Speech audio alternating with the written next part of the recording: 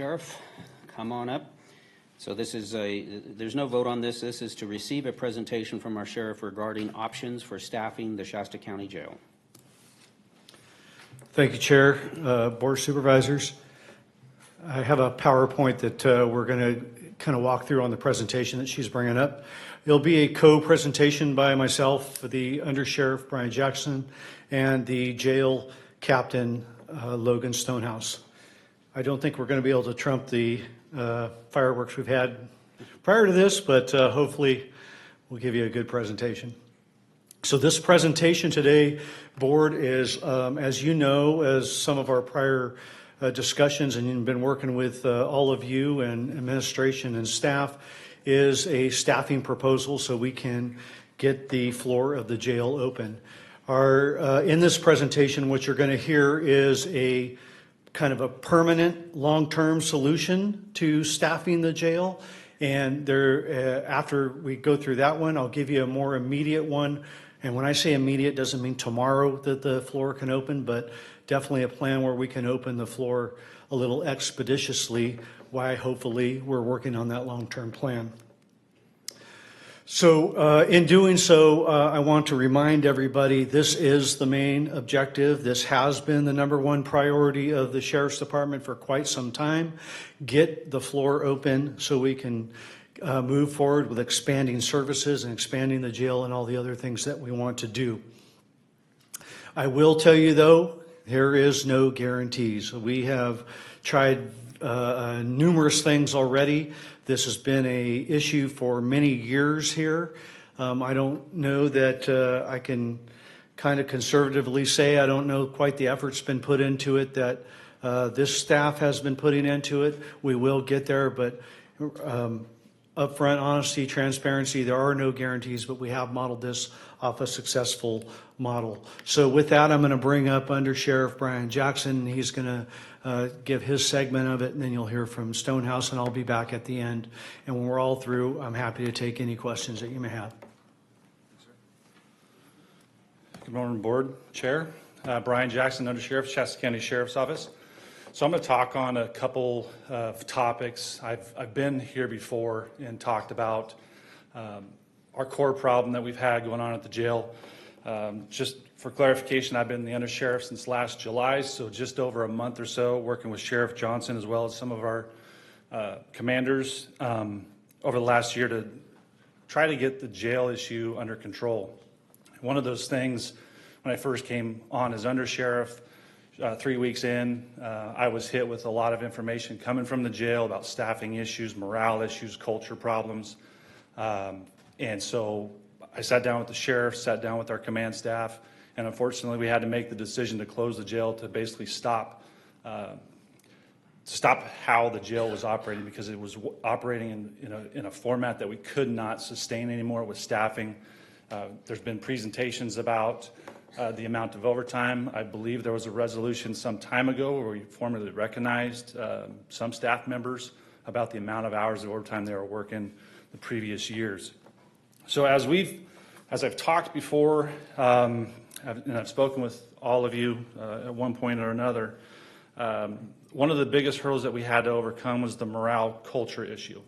And like within any organization, leadership, strong leadership, accountability with leadership is one of our core values and principles that we've put forth as commanders in the last couple of years in the positions that we're in. Looking back, I went through as much information as I could historically within the Sheriff's Office to look at what the trends that we were facing inside the jail with the staffing issues. And I found staffing plans and some emails and some notes going back to 2016, 2015, where there was the beginning of this problem with staffing issues. And I can't account for what occurred the preceding years at that time, but under our command, we took a hard look and looked at ourselves as far as what are we doing? Is it efficient? What are some of the issues? I mentioned accountability. Sometimes in law enforcement, accountability is looked as a not positive word because it means usually there's discipline attached to it. But for us, our accountability is accountability to ourselves as well as to our staff members as well as to each other. to hold each other accountable, to make sure that we're doing the right things, working efficiently and working cohesiveness. One of the things I talk about is, in our eval forms, in the county eval forms, there's a checkbox for harmonious working relationships. And just as short of last week, Thursday, we had meetings with the DSA, Deputy Sheriff's Association, and I talked about harmonious working relationships and how imperative that is to increase morale and to increase productivity, because those are some things that we identified over the last year and a half through internal investigations, as well as some surveys. I did present a survey back in October of last year. I only had 28 participants in that survey, and that survey consisted of the working conditions, hours worked, what brought staff to come to the jail to work, what enticed them, what we could do differently, how things are running, and there was some open text comments that they could write in there. And once again, even that survey, even if we already identified it and started to work towards those, it was the accountability, working with another. So we got together with our command staff, our frontline supervisors, and provided them clear direction on how we need to take care of our staff and what we can do to improve in the conditions of the jail. And that has been successful for us. One of the biggest hurdles that we have is how the jail is. We've had discussions, I'm not going to go into the jail or new jail concepts or anything else, but with the amount of things that are passed down to counties from the states with state legislation, going back to AB 109, the decriminalization of some crimes under Prop 47, I don't think 10 years ago when they thought of these concepts, what we would be faced with now at the county jail level, because basically, as you can see on the slides, we have the concept of mini prisons. I've touched on that before, where we have inmates that are housed there for their sentence to state time. It's county state time, where they're in there for 3 to 4 years. And that triggers more robust programming requirements that are mandated by the state. Then we have the mental health components, and all parts of those programs requires workload for our staff. And the way the jail is designed, mind you, it was opened in 1984. It was designed in the late 70s. It is not built for how California State operates and the requirements that we have to provide to inmates to reintegrate those inmates back into society, since they've been staying in our custody for a long time. So without that foresight back 30 years ago, almost 40 years ago now, actually, the amount of workload that comes with that, it just has not been sustainable.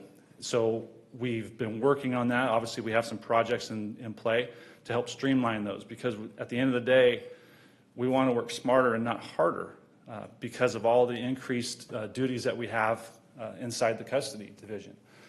We look at other jails, we look at what they're doing. Some jails that are built similar to us, even though there's not too many around, are having some of the same problems. Other jails that are better built, where we bring these services to the inmates, which is one of our projects that we have going on, help streamline the process so we're not overworking our staff. And the problem that we have in our jail with these programs is we have to staff so many people, so many correctional deputies or SSOs, PSSOs, just to suffice the mandates that we're capable of doing. And as we increase those staffing levels, we're not able to sustain it, as we've talked about. Two other topics I'll talk in this slide before I move on to the next one. Obviously, the pay, inflation, cost of living expenses have all increased throughout the state. Across the county, workers, our staff get increases right on the heels of other increases with benefits and medical expenses. So there's never really a net gain for our staff, and so that requires them to work more overtime to have a sustainable living. One of the big components that we've been working on is with regard to our recruitment and retention. I have spoken on this topic several times. Our services division, which is overseen by Captain Gene Randall and consists of a multitude of people, have done an outstanding job over the last year trying to increase our numbers as well as try to work on the retention. I'll give you some stats just as an update, because I know it's part of this proposal. So and I'm just using from January 20th of this year to basically August, I think it was August 5th, that I used as a cutoff. We've had 156 correctional deputy applicants put in basically 8 months. Since the last time we spoke on this, we're up 45 since May. Of those 156 applicants, we put 22 into background, and then of those 22 in background, we were able to hire 7. So if you look at how those numbers break down, that's a lot of people to test, put into background, and we're only netting 7 hires on the correctional deputies. Likewise with the service officers. From January to August, we've had 25 applicants, and we've had 5 go into background, and we're able to pick up 2. We have 4 right now in the custody division. We have an allotment that we can still fill up to 6 more SSO slots, and that is one of our main recruitment programs that we're putting forward now, because we're trying to look at that market, because our correctional deputy market has dipped down with the amount of applicants that we've seen come through in the last couple months. So the recruitment side is going well. We'll go on to the next slide because it kind of touches on it a little bit. So I discussed it some as far as what we've been doing as well as what the problems are, because obviously to resolve a problem, you have to have the problem. And so I've already touched on some of these topics in this slide. But one of the biggest things that we've learned is, and the sheriff has monthly meetings with our Deputy Sheriff Association to figure out what's working and what's not working. We've had several in the last few months, and we've actually gone to the DSA board as well as their labor negotiators and asked them, what can we do better? Are we doing everything we can inside the custody division? And got some feedback, which we're implementing, and we're still staying the course on that. On the recruitment side, out-of-state recruitment efforts, we're not seeing numbers like we would. We believe in part that not too many people want to come to California to work. We've had some come through, but they were part of some of those in the recruitment process that we had in the hiring process in the background. Our recruitment team, we go to job fairs.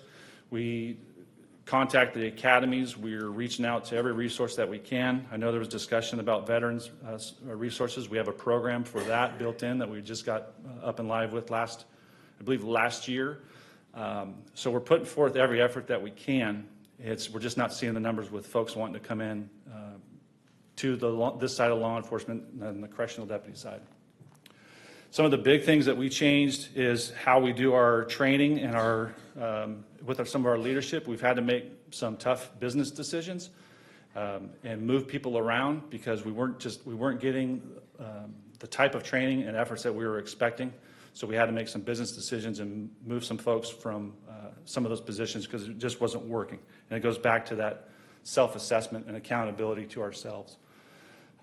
Currently, the sheriff is implementing a jail advisory committee, and that's comprised of jail staff that he's going to meet with regularly to discuss issues, concerns, to make sure that our communication continues to be good.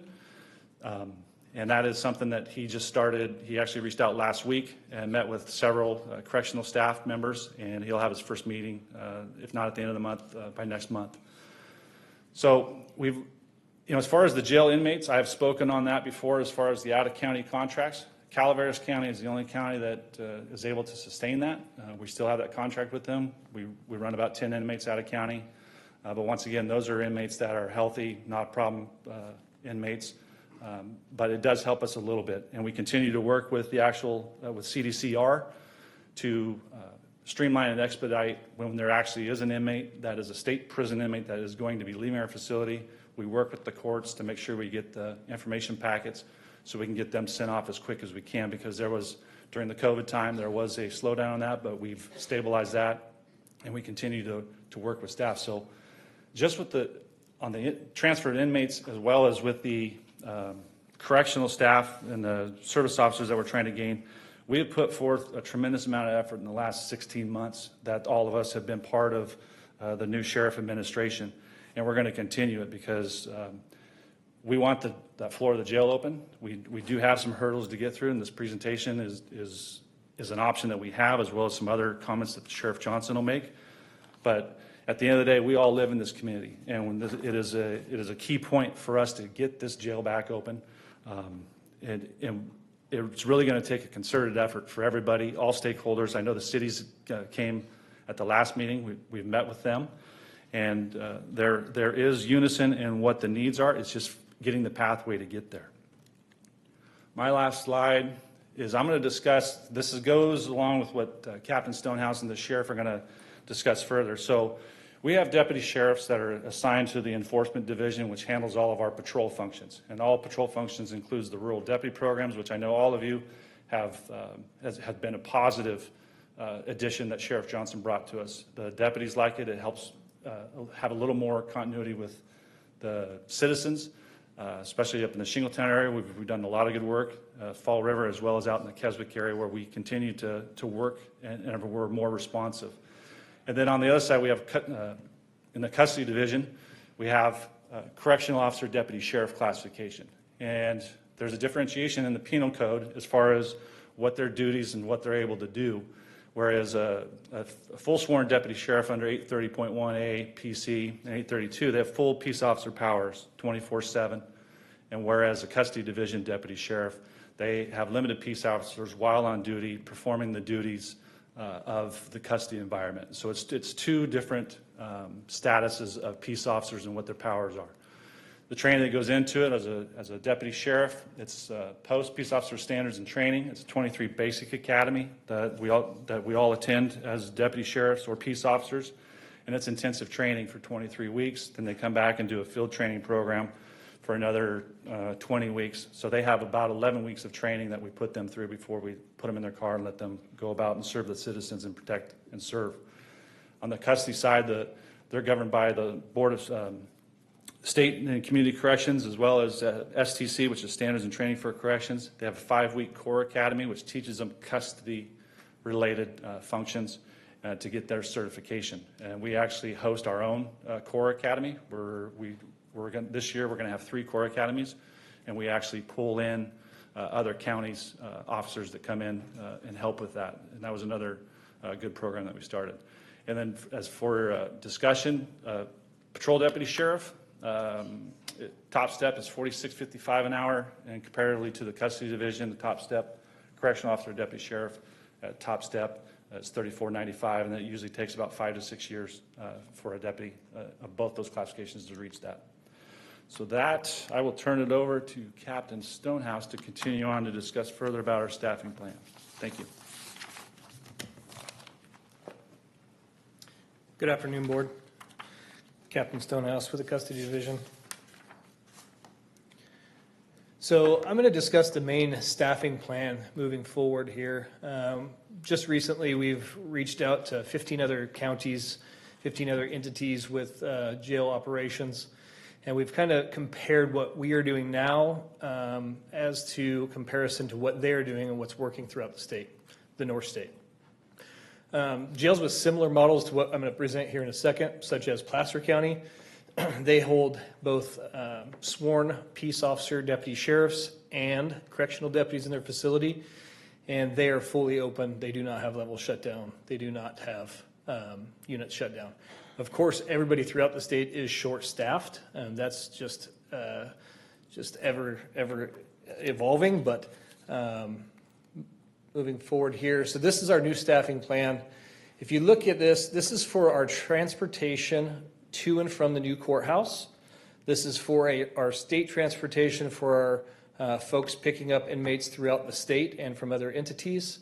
This includes our ACP program, which is our alternative custody program out at work release, and our video arraignment section with the new part of the remodel for the courthouse.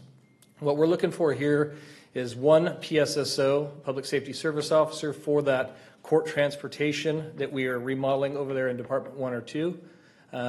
There will be a sworn deputy sheriff sergeant to oversee all of this. We would need 8 deputy sheriffs for the court transportation, which again, that one is for transporting inmates from our jail facility to the new courthouse across the street. We would be requesting 3 main transportation deputy sheriffs fully sworn, which would be transporting inmates throughout the state and to state prisons, and then also 3 for our alternative custody program. So the needed staffing plan for jail operations if you look at this, we really only need to add 5 positions for this plan that I've just discussed. 5 new positions, which are fully sworn deputy sheriffs. What we currently would do is we have 9 correctional deputy positions we could delete off of what we already have available, and we would just add 9 fully sworn deputy sheriffs. So it's just an add delete. We're not asking for additional positions there. Same with that correctional deputy sergeant. We already have that approved. We do not have it filled. It's vacant, so we would delete that position and just add on a fully sworn deputy sheriff sergeant position to oversee those that I just discussed. So that, again, is an add delete, not asking for an additional position, just switching those titles. So the jail itself. The main box obviously is our jail. The 2 gray boxes, the 2 light gray boxes is Department 1 and 2, which is our current remodel or our proposed remodel that we're going to be going through in order to get inmates to and from the new courthouse and the video arraignment section. And then the brownish section would be our control area for those 2 courtrooms.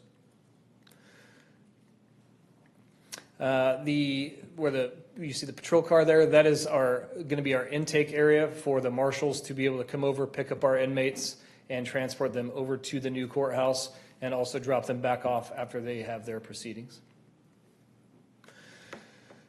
So if you look at what we need to staff these, we need at least 1 PSSO to staff that reception position in order to run both of those areas, the processing holding area for the inmates coming in and out of the jail facility, and also the video arraignment and programming area. And I missed the programming earlier, but along with that video arraignment in Department 2, those programs can be programs like JBCT, which is our jail-based competency treatment program, our MAP program, some of those other state enforced programs that are coming down the pipe for us. In order to staff that processing holding area, we would need at least 3 deputy sheriffs, which I had mentioned earlier, just for safety and security of the facility and for our inmates. We would need 3 for that video arraignment and programming area, again, safety and security of the facility and our inmates. And the benefit to this is we can now, which we have contract with the marshal's office, we can take that contract back from the marshal's office, and we would need 2 deputy sheriffs to be able to actually transport ourselves from our jail facility to the courthouse.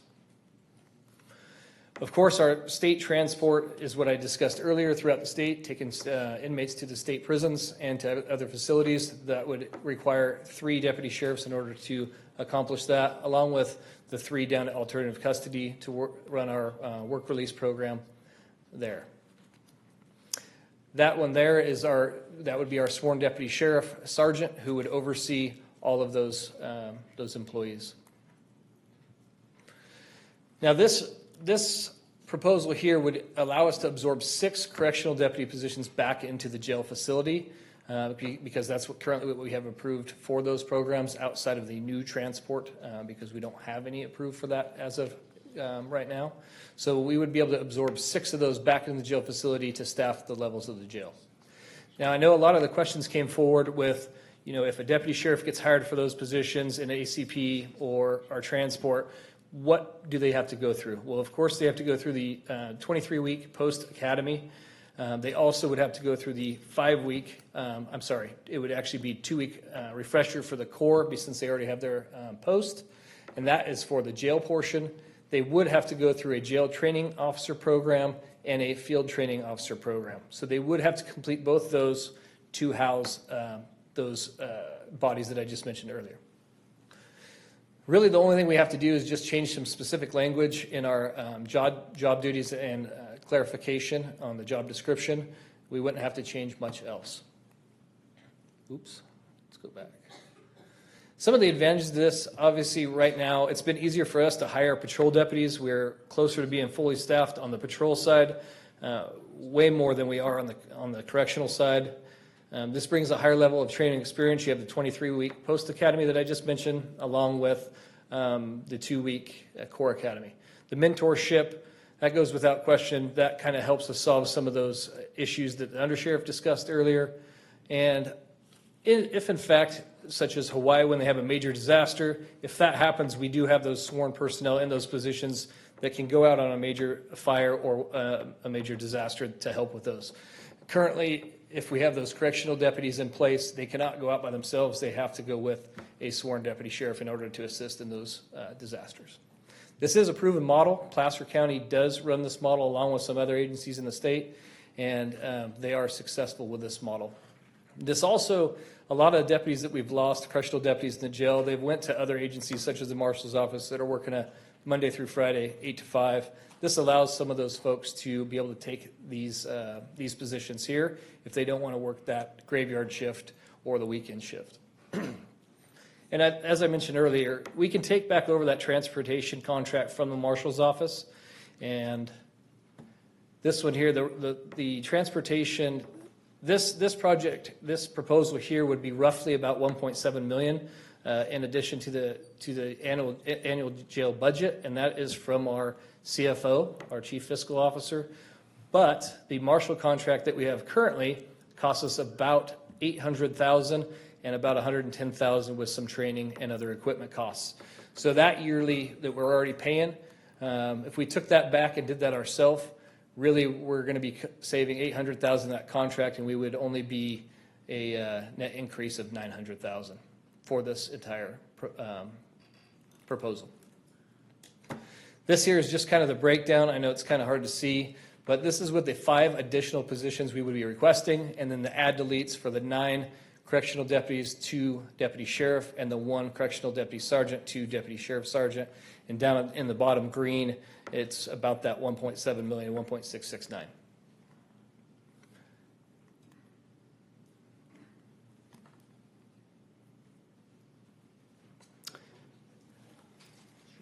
With that, I'll turn that back over to the sheriff. So that staffing proposal, comes with some questions, and I'm sure you'll have more when we're done here. So one of the comments that was made with that proposal was that why is there a need to add deputies when we can't even fill the staff the facility as it is if you're adding people with no place to put the bad guys? Well, that is, we're not adding patrol deputies to our staff here. If you remember back to that slide, there's all those outskirt things that we're having to do now with that remodel and transporting people, alternative custody, state transport and all that.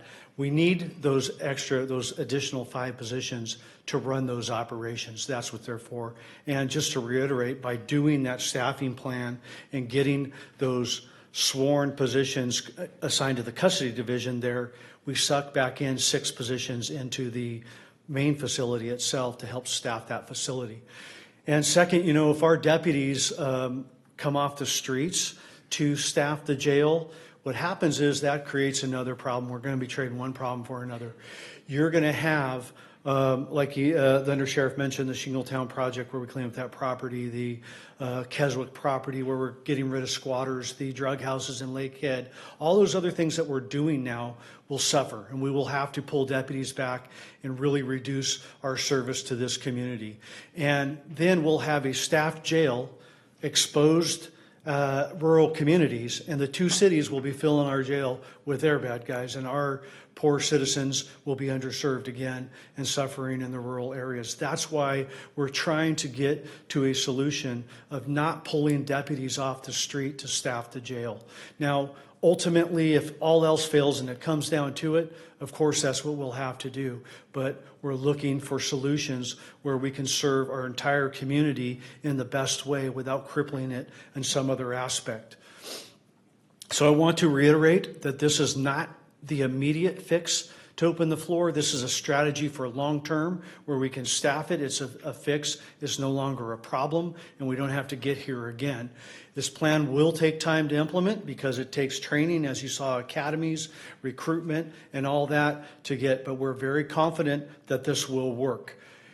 And this plan, just to be clear, is not the whole plan. This is one part of the plan. I'm about to give you the PSSO part of this plan that works in concert with this to staff that jail. They're meant to work together. And finally, I'm going to reiterate that there's no guarantees because I know that somewhere along the line I'll hear, will you guarantee this would work if we're struggling with it? But I don't think we will. So let's take a look at it again. You saw all the outskirt programs that Captain Stonehouse just went through. And one thing I wanted to point out that he didn't talk about, that ACP piece, the Alternative Custody Program, that part is out on Breslauer. And that part handles an enormous amount of the bookings that we do in jail that are not going to be held in jail. And we do that to take pressure off of the main jail. We do the ankle monitoring and release programs and booking and release out there. So that is crucial to keep going. And this part that I'm about to give you, the PSSO part of this staffing plan, deals with the jail. So let's take a look at what goes on in the jail. Across the top you see days A, days B, Graves A, and Graves B. That's 24/7 operations. And so when we're talking about staffing that, this is an ideal staffing matrix right here for what it should be. So on days, that's how we look. If you see all the correctional deputies positions, those CDs stand for correctional deputies that are doing that. There, in addition to days, you always have the jail administration, kitchen staff, and the analysts and maintenance all there. But we're not really talking about those parts. We're talking just about the floors and keeping the housing and stuff open.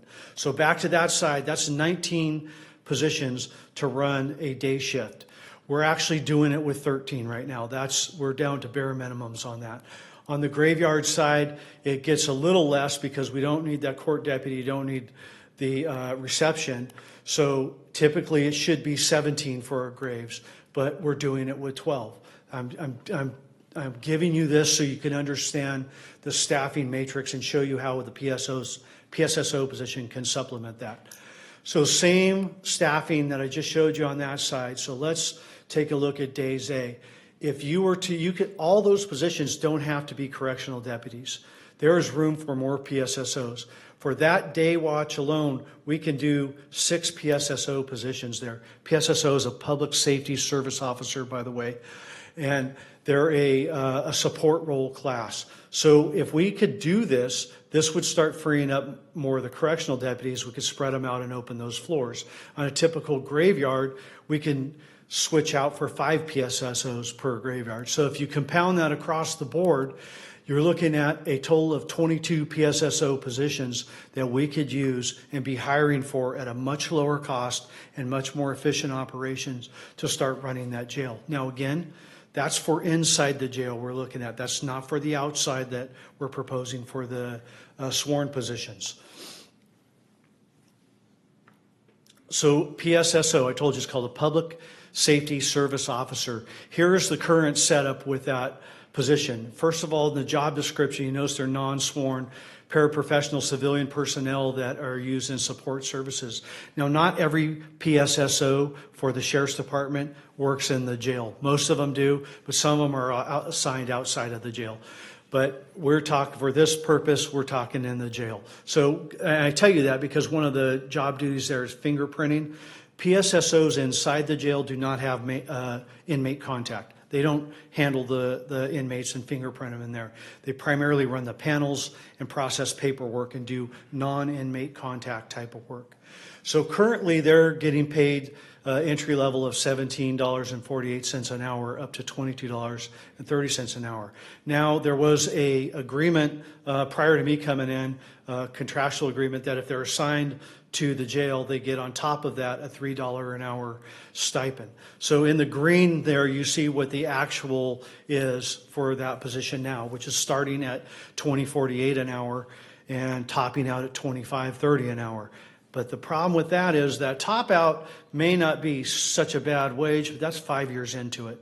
And they're trying to start them at $20.48, and the wage is just too low. So part of this ask of the staffing plan is for you to consider the PSSO positions that we need and up that wage, because that wage has to be recruitable for us to find the positions and start filling those positions.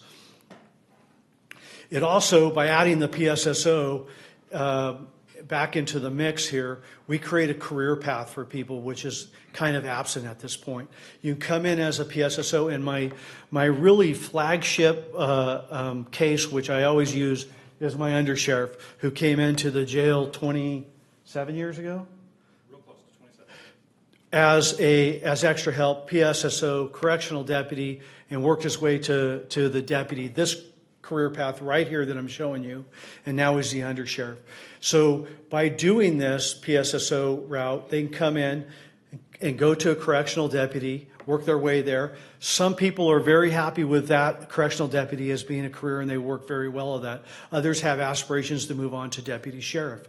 Now, with the plan that Captain Stonehouse laid out for you here, now we have two different divisions we can assign those deputy sheriffs to. We can assign them to the custody division, Monday through Friday, 8 to 5 job, weekends, holidays off.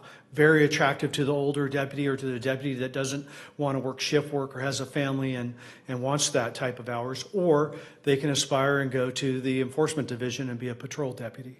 So it gives us some flexibility, gives us some maneuverability, and a clear law enforcement career path. This is my opinion and my command staff's opinion of the PSO position. It's an effective operational strategy. I told you it'll maximize our workforce, and it'll let the correctional deputies actually perform those hands-on type of duties which they are trained for and know how to do.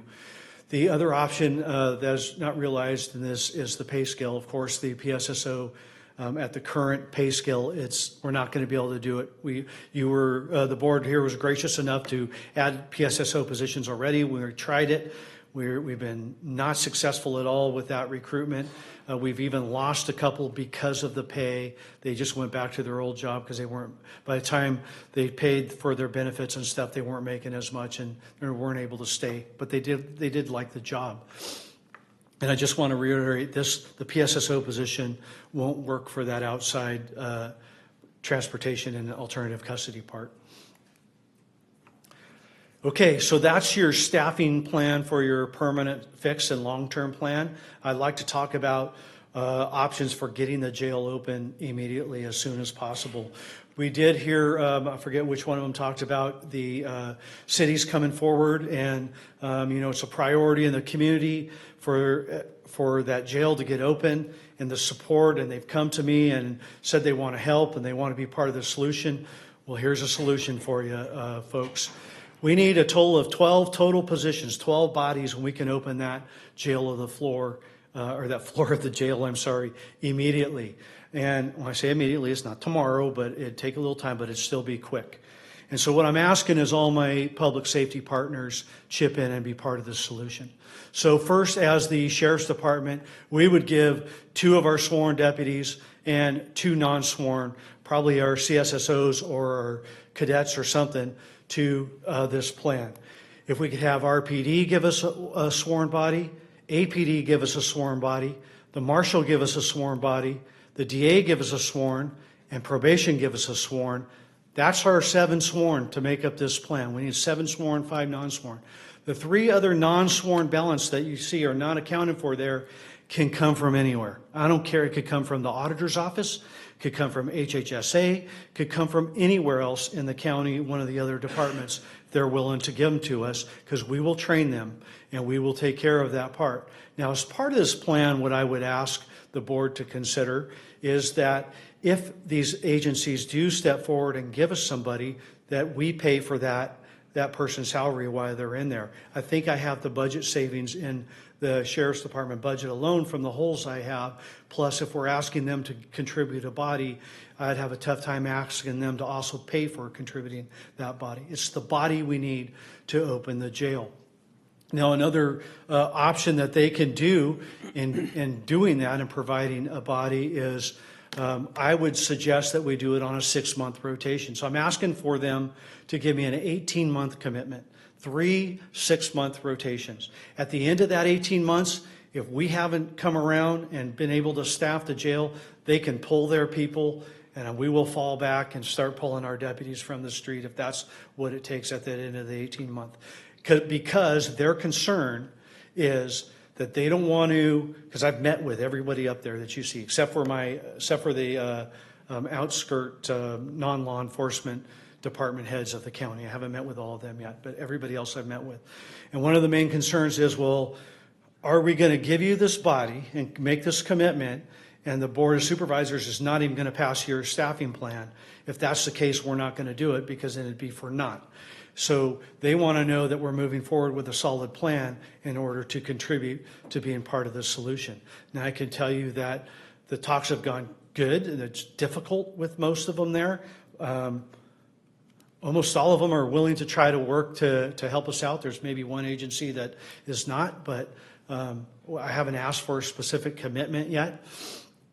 And let me tell you about another thing that came up in talking to these allied partners is they said one of the things there where they agreed to help was that they would cover some of our calls of service or go until a deputy could respond or postpone it or whatever to help us out so we could start pulling deputies off the street and staff the jail. I'm going to go back to what I said to you at the beginning. That's trading one problem for another. If I'm starting to pull deputies off the street, all of our programs are going to suffer. They're going to be putting people in our jail because it'll be staffed. We will be getting complaints left and right from our rural citizens. And as a whole, it doesn't help our communities, our rural communities especially. Once again, they'll be underserved and not getting the level of service that they have come accustomed to getting. We have made great strides in changing our levels of service to our rural communities. I don't want to go backwards. So when we ask for help from like the cities that came here and our other law enforcement partners, we're asking for bodies. We're not asking them to cover patrol. We're asking them contribute. Even if they're contributing non-sworn, we can do it. And that 6-month rotation, the reason I look for that is we don't have to send them through the Corps Academy if they're only in there for 6 months. It, one, takes the burden off of, let's say you are the DA and you're going to assign somebody. You don't have to assign one guy for 18 months into that jail. You can use 3 people or 2 people and just do them on 6-month rotation. It takes a little bit of the burden and the sting out of doing that. Now, I know that you can come up with all kinds of reasons why not to do it if you're an allied agency. You can start talking about we're short-staffed, which everybody's short-staffed. I think there's only the 2 cities aren't short-staffed. You can say it's going to be a union problem, which we are going to need cooperation for the unions without a doubt. You could say, well, our guys don't want to work the jail. Say whatever you want. There's a million reasons you could come up with not to help, but there's a million reasons to help. And there are a million reasons that we can try to work this out if everybody cooperates. This is a Shasta County community problem. It is not just a Shasta County as a county government problem. It's all of our problems, and we're trying to work out solutions, and this is a solution in a way we can get there. I'm going to give you this as a little illustration of what I just talked about. So there's the outline of our county, and there's all of our deputies working the different areas of our county.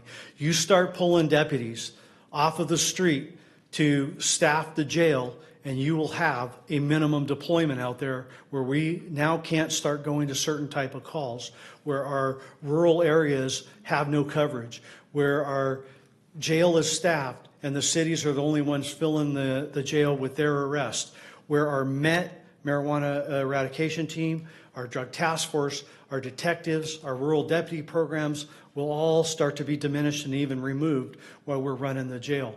It'll negatively impact morale on patrol, and we'll be exposing ourselves to the risk of losing deputies to other agencies. The services to our citizens, as I mentioned, will be diminished, and most importantly, all those extra activities we've been able to do, we're not going to be able to realize anymore. I do not want to go there, board. If we have to, we will. We don't have to yet. Think I have a good solution for the temporary part up on the board here. It'll be complicated. There's no doubt about it. It will take cooperation from the unions, from the cities, from our other law enforcement agencies. I know it's not easy, but I'm tired of making excuses for everything.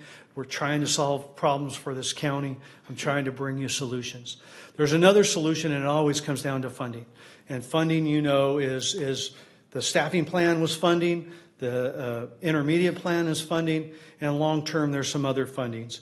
Now, back to cities wanting to help and other agencies wanting to help, I think if you can sit down, and this board can sit down with our partners and start talking about tax sharing agreements, or even, you've heard, a special sales tax initiatives. I know those have failed in the past.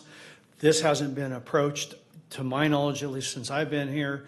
I have had a pretty good conversation, a few of us did, with the city of Reading recently on this note. It's something that needs to be discussed. The jail is not allowed, per state law, a Senate bill, to charge for booking fees anymore. We get a stipend of about $257,000 a year for booking fees to try to offset those costs. From the time they did that in 2017 to the time they implemented that stipend, we're in a deficit of what we were getting. So ever since they quit allowing us to charge booking fees and gave us that stipend, it's been a deficit and put us in the red on that. So tax sharing agreement might be a way to go about that. I don't have a tax sharing agreement plan to propose to you here today. That's kind of your guys' job to initiate, I would think. I'd be glad to help with it. I'm here just to talk about the staffing and getting the jail open. So with that, I'm just going to reiterate, there's 3 real asks on the table here for you. The first one is to authorize the proposed staffing plan that we put forth. That's just the combination of the conversion of the positions, the adding 5 positions, and the PSSO, increasing the PSSO position. And then the third part is to come together as a board, authorize means for us to try to move forward with that immediate plan, and working with our allied agencies and other department heads to make this happen. That concludes the presentation, and any one of us will be happy to field questions from you. Thank you, Sheriff Johnson. Do we have any questions? We do have one speaker request card, but before we go to public comment, would any board members like to ask any questions at this time? Supervisor Burkhardt? Yes, just out of curiosity, you mentioned JBCT and then the MAP program. Is that what's the breadth and scope that you have at this point in the jail, and is it effective? And those are both fully underway, and I'm pretty proud to tell you that our jail staff administration has been so on top of that and far ahead of a lot of the jails going on.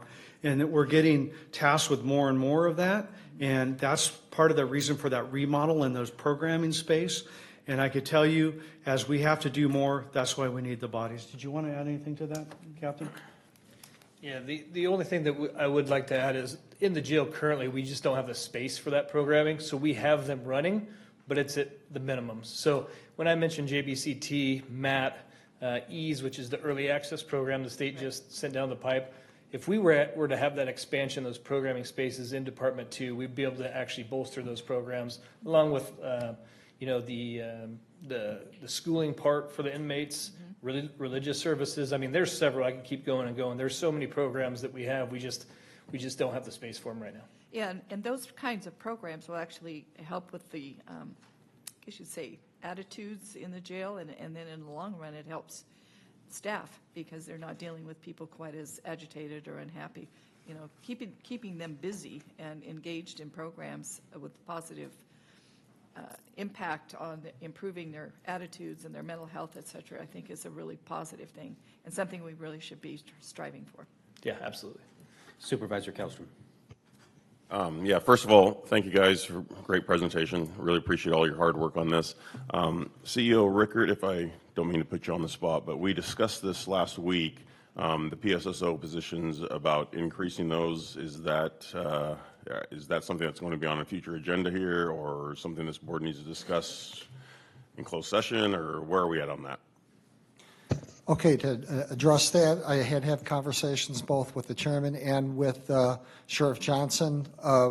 I think I'm in agreement with the salaries of the PSSOs. I think everybody agrees the salary structure for the PSSOs is low, and I could see quick movement on that if everybody agrees and we get direction from the board. The other thing is there are some, and I have to commend the sheriff also. There's been a lot of negotiation and, in my opinion, improvement on the initial plan. And I'd sure like to sit down and work with them on a comprehensive proposal, but at least with the PSSOs, definitely that's something we can move forward with if we're directed to do so by the board. Okay, and I would rather do it sooner rather than later. I mean, however we can fast track this thing through, we need to get that floor open. And thanks again for all the hard work. Appreciate it. Supervisor Garmin. Thank you, Chair Jones. It's a great presentation, all three of you guys, with your parts to that. Do you have buy-in from the other agencies to supply the person for the 6-month shifts, rotational shifts? So I have, yes, I have good cooperation going so far. Now, of course, a few of them, it was sticker shock almost already, just because they're short-staffed too. I would say out of all those agencies up there, almost all of them are on board. Okay. And then, I don't know how soon we can bring this back for the entire package. I'm sorry, Supervisor Garmin, can I make one clarification? Sure. I did not ask any of them for any specific commitment yet. It was just opening talks to see if they would be willing to work to try to work something out. So I don't want to send the wrong message that they've all said, yes, we're giving you a body, but they're cooperative to trying to help the community for sure. Thank you, Sheriff. And I think we've seen that by their showing up at our board meetings. You know, they're showing up here. Obviously they realize it's a countywide problem, more than just, like you mentioned earlier, it's not just the county government. It's going to take all parts on board, or all hands on board, to get this done.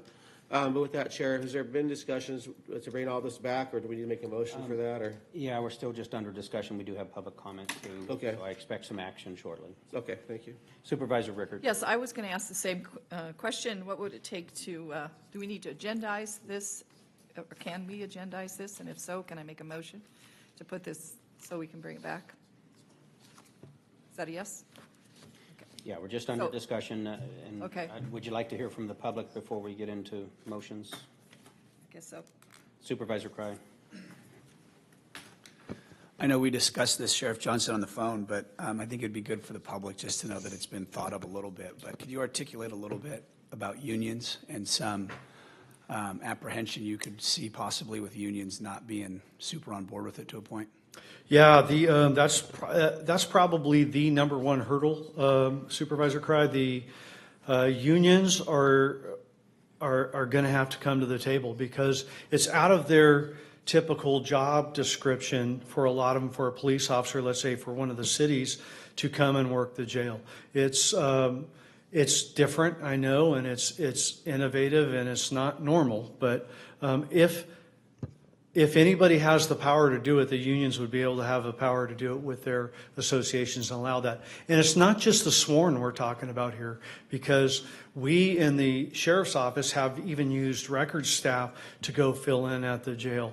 But, you know, even a records person or a person that's working in some other aspect in another county department may belong to UPEC or another union, and it's still going to be a union issue to allow them to, you know, do an emergency lending of bodies. So I can't express enough how that's probably the number one hurdle that we're going to face. But again, you know, rather than just make this excuse of we can't do it, I'd like to see them come to the table to help bring a solution for our county. Yeah, I appreciate that because I know one of the things we had talked about back in January when I talked about like a National Guard type of thing, where one of the issues became unions as well, not to mention all the training. But I really appreciate that. Thank you. And we're willing to do that. I saw Monica here, and so I'm glad she's hearing all of that, because that'll be a big step in working that through. Well, it's going to take everybody, like, not just pointing and saying, well, it's not my problem, or you got to figure it out. Unions and a lot of individuals got to come to the table. You know, thank you. One aspect of that I didn't bring up when I talked about the county, you know, maybe paying that wage, why they lend us that body. So one of the partners that I met with suggested that they may be able to give me a cadet or rotate cadets through there because it'd be a good part of their training. Well, they're not union, so maybe that could happen. But the point of that was that cadet's wage is less than that PSSO's wage. So to actually be a bump in pay for that cadet to come in that rotation and get that experience and make more money while The they're training's doing invaluable it. Yep. in their, you know, criminal justice career. Thank you. Supervisor Kellstrom. Yeah, one of the other things we discussed along the lines of Supervisor Cry there, we had discussed the hierarchy. So, a sheriff's deputy versus a correctional guard, if, I'm sure you've addressed everything else here and have plans for it, but have you addressed that at all, or, Yeah, I'm sorry, Supervisor, I'm not quite clear on the question. So we discussed at that meeting last week, where are we going to have the hierarchies versus, a sheriff's deputy that's, just 6 months into the jail versus a correctional guard that's been there 10 years, and who is whose boss, oversees who answers to who. Gotcha. Yeah, and so that, to specifically address that, that is why that conversion of that one supervisor that's on the outskirts becomes an actual sheriff's deputy supervisor. So they're at the same level supervising those folks that have reached that status, that sheriff's deputy status, versus correctional deputies inside the jail. They're equal level correctional deputy sergeants inside that jail. And that's why we're trying to kind of keep the two not crossing of jobs there, one for the union issues and two for the supervision issues. Captain Stonehouse, were you going to add to that? It looks like you were back there. You got something? Yeah. Yeah, just a little bit. Sorry about that. That sworn deputy sheriff sergeant would be a direct report to me.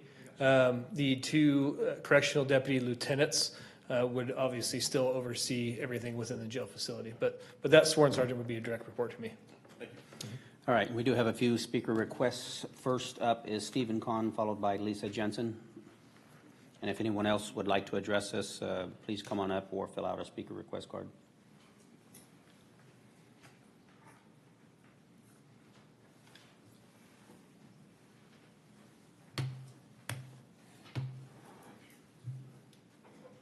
Good afternoon, community members, board. I just wanted to express support for the innovative things that the sheriff has put together, and I can't see it happen fast enough. I would just urge you guys to support him every which way that you can to move this forward. The impact on the community for having those people on the streets, the repeat crimes they're doing, the impact to all of the law enforcement services, RPD, APD, Shasta Lake, and the Sheriff's Department, in having these people repeatedly offend can also be reduced if we can keep them in the jail, particularly the severe repeat offenders. So I just urge you to move forward as rapidly as possible with the pay increases and everything that the sheriff requested. Thank you. Thanks, Steve. Lisa Jensen, I have no other speaker request cards.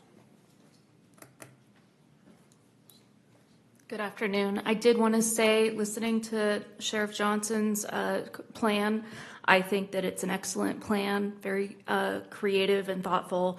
I especially like the idea of increasing the pay for the PSSOs, because my concern would be that's not an awful lot of money to work in a place like the jail. Now, the jail environment can be very negative, could be very negative place to be, very depressing. So I think that it could certainly help if it has regular staffing. You'll have inmates that are more stable if they have enough people overseeing them.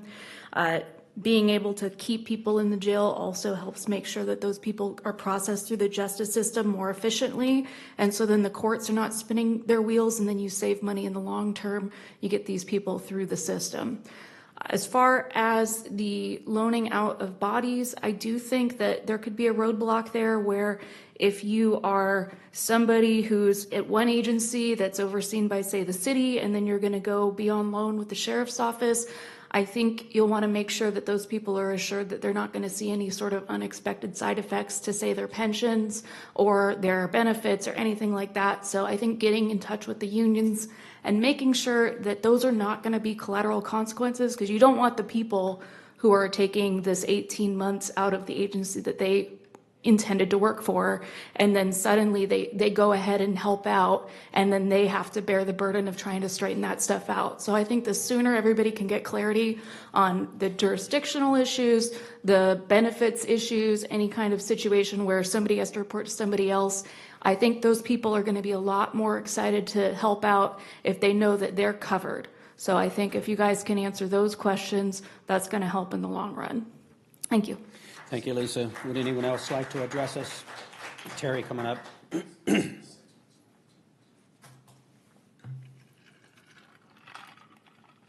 During the break after the initial confrontation, I talked with a lot of people out in the lobby, and I listened to people talking, people from different sides of a fence. And one thing I heard was, we're Americans. We have so many things we agree on, so much common ground. Why can't we solve our problems? Why are we always fighting amongst ourselves? And one of the issues that came up in those conversations was the jail. It affects everybody. Crime doesn't just affect a liberal or a conservative, a rich person or a poor person. It affects everybody. Actually, it affects the poor people. People out on the street are affected by crime all the time. They get busted up all the time. So if you support mental health, you support a jail. It's something we can do. Now, here's an opportunity for all 5 of you to work together and to show everybody in the room that we're still Americans and we have the ability to govern ourselves.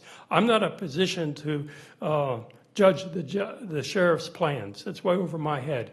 But if he thinks it's a good idea, if other people look at it, if you've looked at it and you think it's a good idea, then it's time to get together and all 5 of you vote and start solving problems that affect everybody for the good of the nation and the county. Thank you. Thank you. Terry, come on up. Since every city in Shasta County uses the jail, then I think it should be a shared effort. And I think that the sheriff has come through here. He's wanting to partner with people. I'm sure that people that are RPD rank and file are probably out of their minds not being able to keep these people in jail. They go into jail, they're out in 10 minutes. And so I think that's a lot of it. I don't think jurisdiction has anything to do with it. They go to jail no matter what city they're in. And I think that people the RPD loaning us a guy is no big deal. I don't see why the county should have to pay them extra. I mean, isn't that just sort of your fair share, so to speak?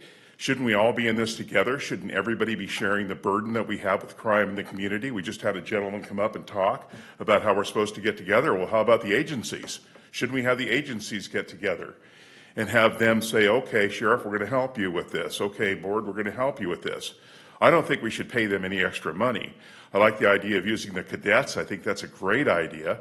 It's a good opportunity for them. It's a good opportunity to learn some things. It's a good opportunity to make a little more money as they're going through school, as they're learning to be a police officer. I think those are good ideas. I think that when Chris had brought up about using the other folks for the menial task, or maybe not so menial, but, open the door, shut the door, pick up the phone, do whatever you have to do, I think that's brilliant. I think that's something we need to do.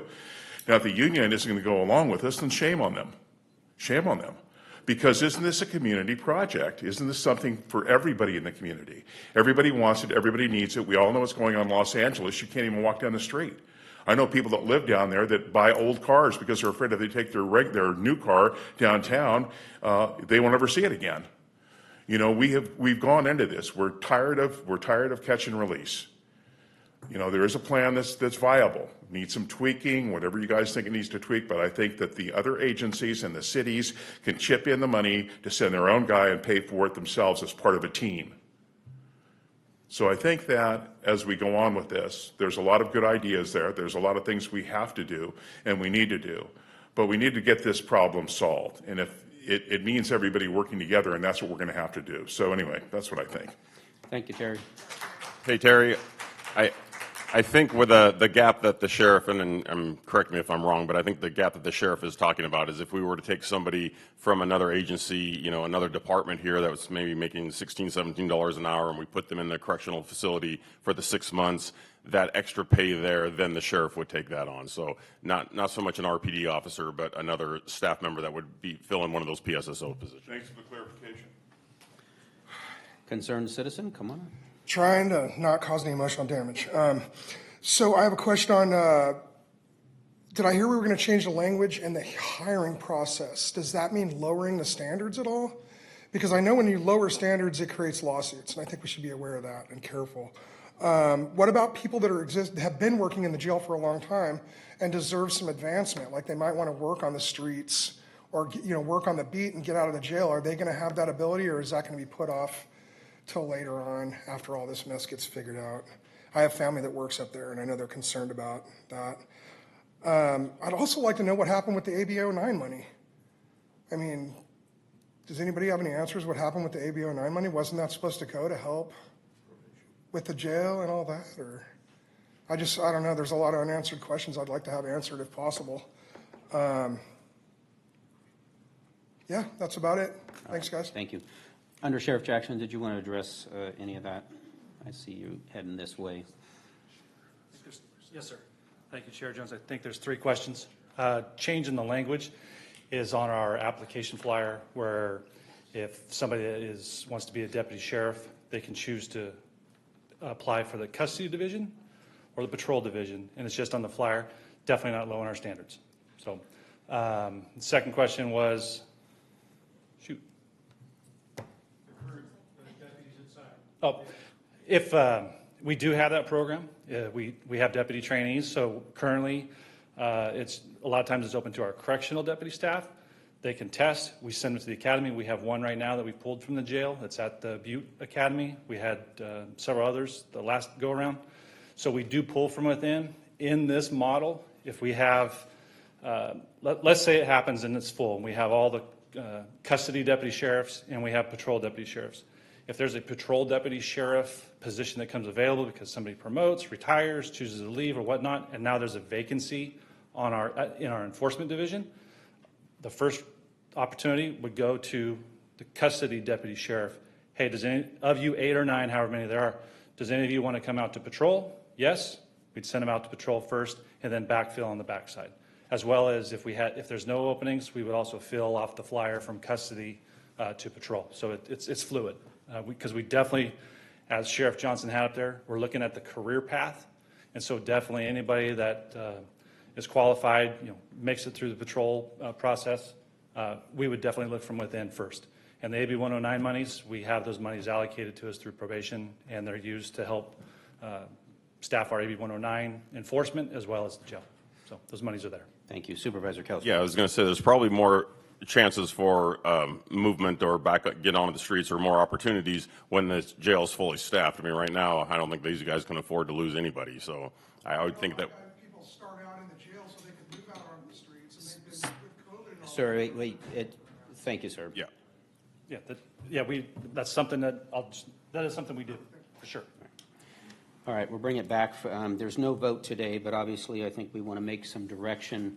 Supervisor Garman, I know you wanted to make a motion. You had indicated that, and it would be to bring this back, hopefully to work with our CEO, work with our allied agencies, bring back a formal presentation for the board to review at our earliest convenience, maybe have Director Monica Fugent in on those conversations as well, and bring it back as soon as possible. So I'm assuming that. Yes, that's correct. Okay. So I'll make that motion. And I'll second it. So we have a motion. It's been seconded. Any other discussion? Any other members of the public wish to address us on R2? Seeing none, call for Supervisor Kellstrom. Well, I was just one quick question for the sheriff, and you can probably answer from there. Have you already reached out to the police chiefs in the other towns? How has that gone? Yeah, he said, yeah.